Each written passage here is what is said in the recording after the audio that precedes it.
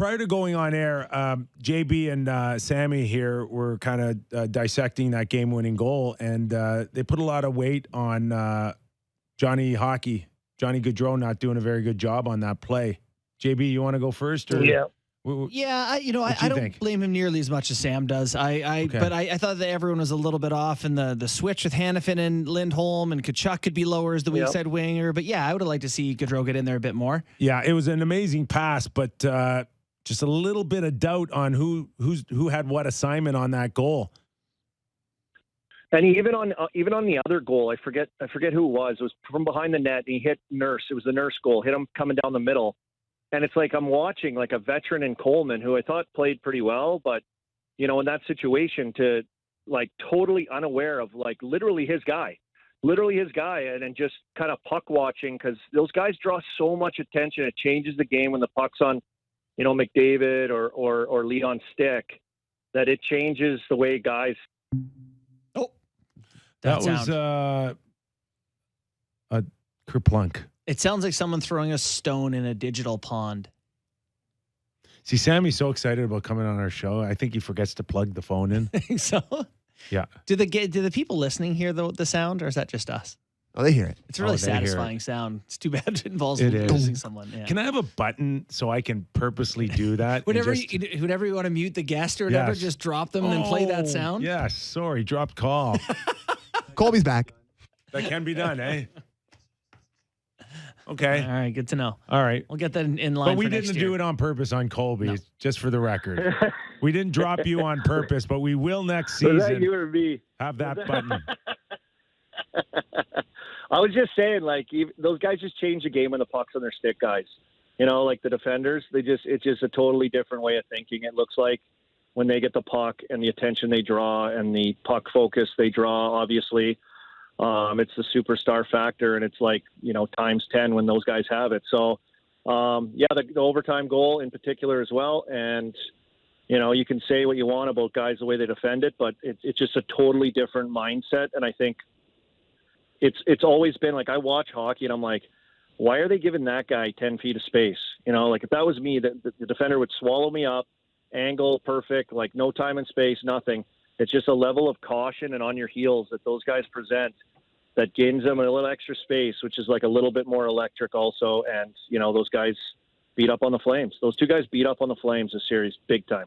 Colby, we're going to get to lots of other questions, but every guest who comes on today has to answer the question, kicked in goal, not kicked in. What was your take? Okay, and first of all, we've got a poll going on our Sportsnet YouTube channel. I think there's about 250, 260 votes.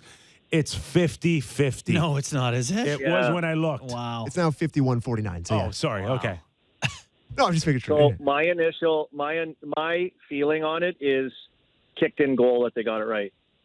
And my reason for that is, as he's tied up and going by, he's totally looking at the puck, and that language on the rule is directed. It was going in, and he didn't direct it. It was like he never changed direction. He bunted it in with his foot, like kicked it in, like it was a kicking motion to get a piece of it to kick it in, and putting his foot in that position. So I would have been surprised had they allowed it a goal, but then, going to social media where everything that happens on there is true. It seemed to be like your poll. And everyone that I saw, I was like, I'd be scrolling through like, PJ Stock. Oh, no way. That was not a kick, and then it'd go to another guy. Oh, that was a kick. Go to another guy, it just going down my timeline. It was 50-50. So that's the way I saw it though. They got it right. When you look at, other aspects, and we had Daryl Sutter. Do we have the clip where he said basically how they got beat? We do have it. You want to play it? Yeah. Let's play for Colby. This is Daryl Sutter. Did the better team win the series? The best player won the series for him. Yeah, they won in 5. It's, as I said, we scored the big goal in 2, 4, or 5. Then you extend the series. Then the longer it goes, the better chance you have. Simple. You buy that? We love Daryl Sutter, but do we buy that? I love him. They kept saying that. They literally kept saying that. Did his team lose just because of one guy? I mean, he's a definite big help, but there's no question that Was this the Calgary Flames team that we were used to seeing? Like, I think Edmonton's speed, Edmonton's play, I think also, like, goaltending was a thing as well. Like, I love Markstrom, but, like, the battle level of Smith, with some ups and downs.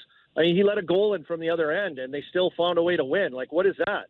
What is going on with this? So I think the Edmonton Oilers were better, and I do think it just helps having, all-world players, and especially in McDavid. But they kept saying that. Like, that's like they're playing. Look at the minutes of these guys that they're playing. They kept saying that. Like, who cares?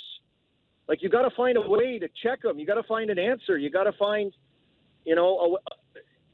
some way to distinguish, like, shut this guy down.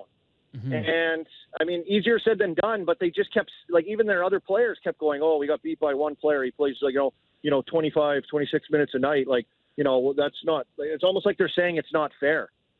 But it is. And, I give the Oilers a ton of credit with their game, the way they played. And then obviously, cherry on top, you've got two all-world talents. I can't help but look at that Calgary Flames team and go, boy, Johnny Gaudreau didn't really have a huge impact. Yeah. Matthew Tkachuk, for me, was super quiet. A guy who could be very impactful, to me, had a super quiet series. He looked slow. I said, I said the exact same thing in our group chat. I don't know. He looked slow. Yeah. Colby, he looked slow, and then he came off the ice, and then Toffoli went on. And Toffoli's not the most fleet of foot either. So it's like you got some impact players that literally, when the pace got going and cooking, that I think it was a detriment. And look, they had other guys as well through their lineup that, yes, they scored, like Mangiapane and Yarncroke last game too, but, they did nothing all series.